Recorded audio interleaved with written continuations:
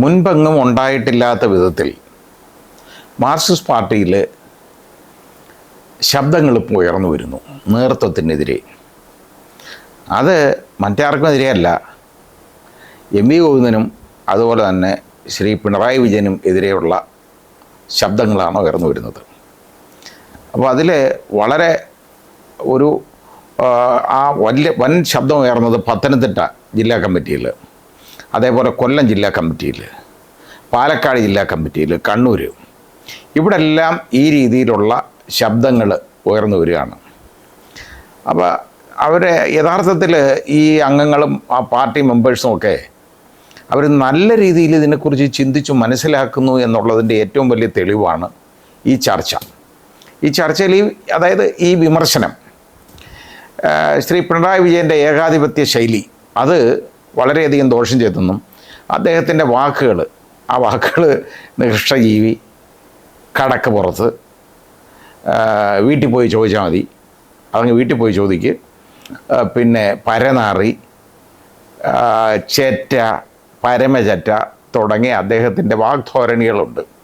അതൊരു മുഖ്യമന്ത്രിക്ക് ആയിരുന്നില്ല എന്നും പിണറായി വിജയൻ ഒരു കാരണവശാലും അങ്ങനെ ചെയ്യാൻ പാടില്ലായിരുന്നു, പറയാൻ പാടില്ലായിരുന്നെന്നും വ്യക്തമായിട്ട് വളരെ ശക്തമായിട്ട് തന്നെ ആ പാർട്ടി അംഗങ്ങൾ അതിനെ അതേപോലെ വിമർശിച്ചു. മുമ്പാണെങ്കിൽ ഇപ്പോൾ പിണറായി വിജയൻ അധികാരത്തിലില്ല, എന്നാലും ഇല്ലെന്ന് പറയാൻ ഒക്കത്തില്ല, പ്രതിപക്ഷ നേതാവാണ് ആയിട്ട് അദ്ദേഹം അങ്ങ് അവരോധിക്കപ്പെട്ടു.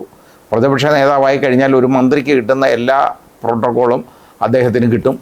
അപ്പോൾ അത് 5 വർഷം സുഭിക്ഷമായിട്ട് അദ്ദേഹത്തിൻ്റെ കാര്യം ഇനി നടക്കും.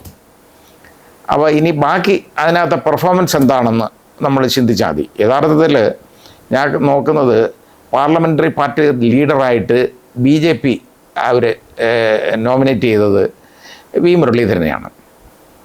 നല്ല പെർഫോമൻസ് ആയിരിക്കും. യഥാർത്ഥത്തിൽ പ്രതിപക്ഷം എന്ന് പറയുന്നത് ഇനി പ്രതിപക്ഷ നേതാവായിട്ട് ആക്ട് ചെയ്യാൻ പോകുന്നത് വി മുരളീധരനായിരിക്കും എന്ന് ഉള്ള ഒരു വർത്തമാനം ഇപ്പോൾ തന്നെ അന്തരീക്ഷത്തിൽ കറങ്ങി നടക്കുന്നുണ്ട്. സത്യമാവാൻ സാധ്യതയുണ്ട്. പിന്നെ അതായത് വളരെ സ്ട്രോങ് ആയിട്ട് പറഞ്ഞ ആർഗ്യുമെൻറ്റ്സ് എന്ന് പറയുന്ന ഒന്ന്, ശ്രീമതി KK ശൈലജയെ അവരെ യഥാർത്ഥത്തിലുണ്ടല്ലോ കുരുതി കൊടുത്തു എന്നുള്ള വാക്ക് തന്നെ ഉപയോഗിച്ചിട്ടുണ്ട് പലരും. സത്യമല്ലേ? ഞാനത് അന്നേ പറഞ്ഞതാണ്.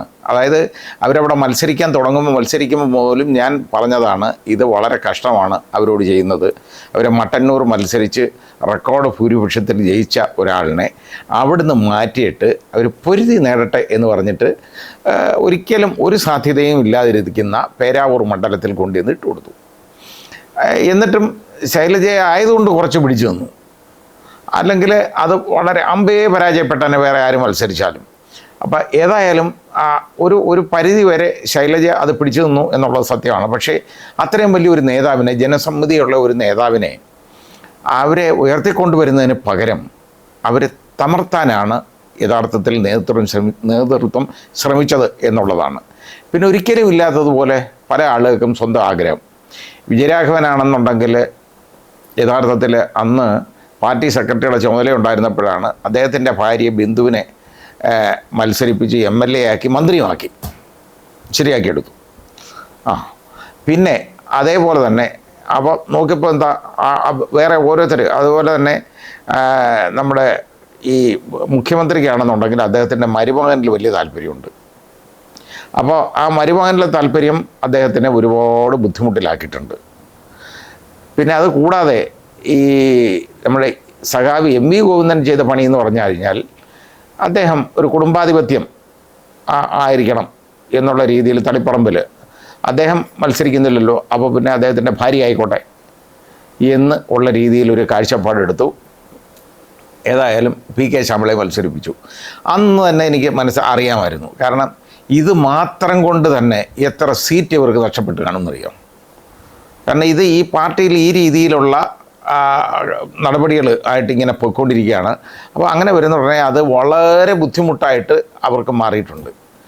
അതിനെ ഇപ്പോൾ യഥാർത്ഥത്തിൽ ശരിയായ രീതിയിൽ നല്ല രീതിയിൽ ആരോഗ്യകരമായ ചർച്ചകളിലൂടെ ഇവർ പറയുകയാണ്. ഇവർ രണ്ടുപേരും സ്ഥാനം ഒഴിയണം എന്ന് വരെ ആവശ്യപ്പെടുന്നു ഈ ജില്ലാ കമ്മിറ്റികൾ. അപ്പോൾ അത് എത്രത്തോളം പ്രായോഗികം നടപ്പാവും എന്നുള്ളതിനെക്കുറിച്ച് എനിക്ക് അറിഞ്ഞുകൂടാ. പക്ഷേ എം വി ഗോവിന്ദൻ എന്നെ പറയുന്ന കാര്യങ്ങൾ പോലും മനസ്സിലാക്കിയെടുക്കാൻ പോലും പറ്റുന്നില്ല എന്നുള്ളതാണ് പലരും പറഞ്ഞേക്കുന്നത്. പത്രമാധ്യമങ്ങളിലൊക്കെ ഇങ്ങനെ ആ വിമർശനം പോലും വരുന്നു എന്ന് കാണുന്നതും.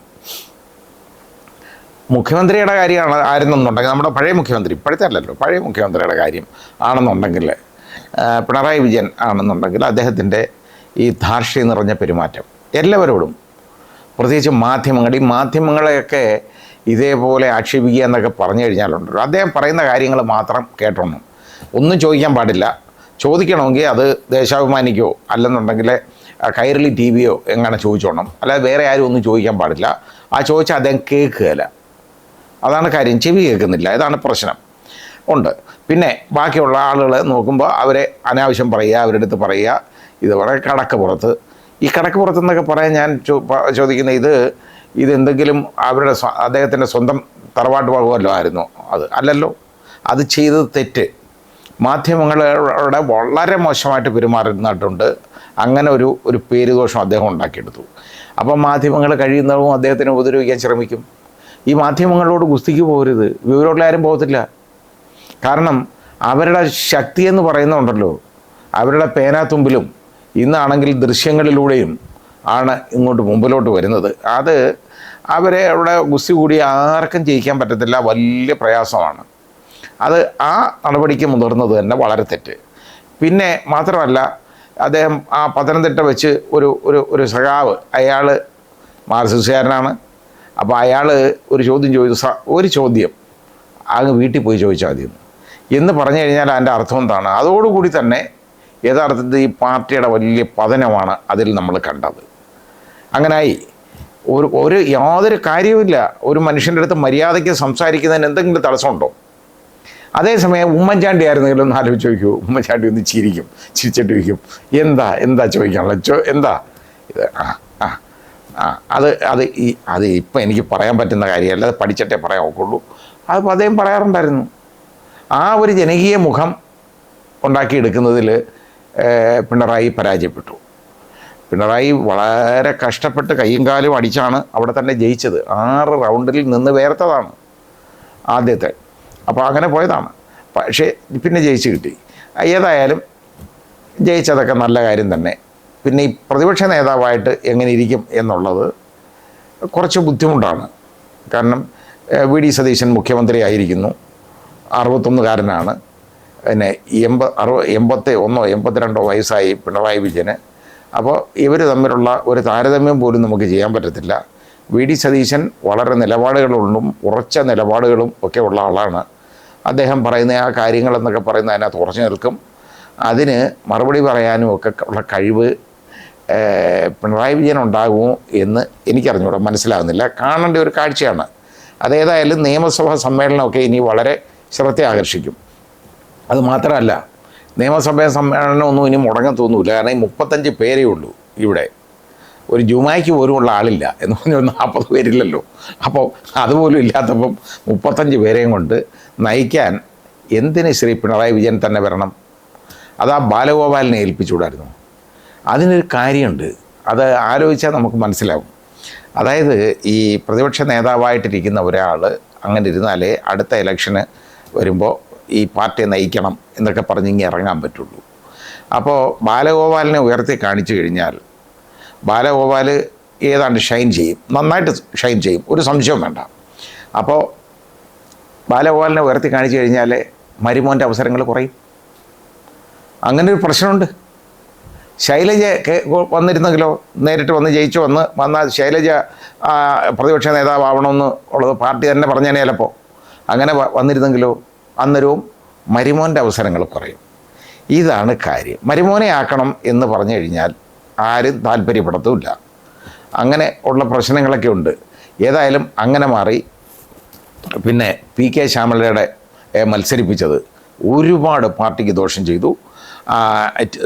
ടി.കെ. ഗോവിന്ദൻ അതുപോലെ തന്നെ കുഞ്ഞികൃഷ്ണൻ്റെ കാര്യത്തിൽ കേട്ടോ, രാകേഷ് എടുത്ത ബഹുജനം പൊതുജനം ഉണ്ടല്ലോ, ബഹുജനവും പൊതുജനവും, അത് ഒരുപാട് ആ പാർട്ടിക്ക് ദോഷം ചെയ്തിട്ടുണ്ട്.